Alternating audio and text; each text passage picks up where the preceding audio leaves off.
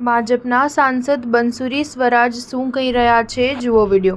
मैंने डायरेक्शन 115 के तहत नोटिस पेश करा है ऑनरेबल स्पीकर सर को, क्योंकि कल माननीय नेता प्रतिपक्ष श्री राहुल गांधी जी ने सदन में अपनी स्पीच में बहुत सारी इनएक्यूरेट स्टेटमेंट्स कही हैं। उन्होंने कहा कि अग्निवीर स्कीम में किसी प्रकार का कॉम्पनसेशन नहीं मिलता, ये सरासर गलत है। अग्निवीर स्कीम में 1 करोड़ रुपए तक का कॉम्पनसेशन मिलता है अगर अग्निवीर शहीद हो जाते हैं तो।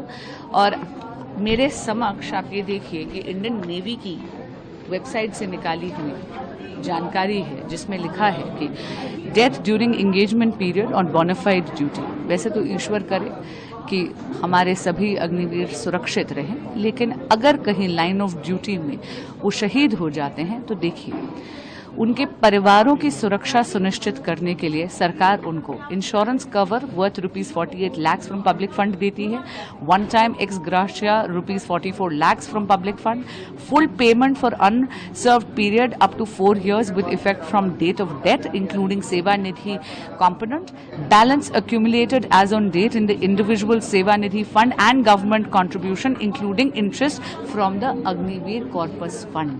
यानी जो माननीय नेता प्रतिपक्ष कह रहे थे कि कोई कॉम्पनसेशन नहीं मिलती, ये बात सरासर झूठ है, असत्य है। 1 करोड़ रुपए तक का मुआवजा उनके परिवारों को मिलता है। इसी तरह उन्होंने कहा था कि मोदी सरकार एमएसपी नहीं देती किसानों को, ये बात भी सरासर गलत है। अगर आप देखेंगे तो 19 जून 2024 को ही गवर्नमेंट ने एमएसपी की बढ़ोतरी अनाउंस करी है 14 खरीफ क्रॉप्स में। एक आंकड़ा मैं आपके समक्ष देना चाहूंगी, अगर आप इसमें देखेंगे 100% से ज्यादा बढ़ोतरी हुई है एमएसपी की कुछ क्रॉप्स में, जैसे कि ज्वार में 124%, बाजरे में 110%, रागी में 186%, तिल पर 270%, नाइजर सीड्स यानी कलौंजी में 147% और मसूर दाल पर 118%।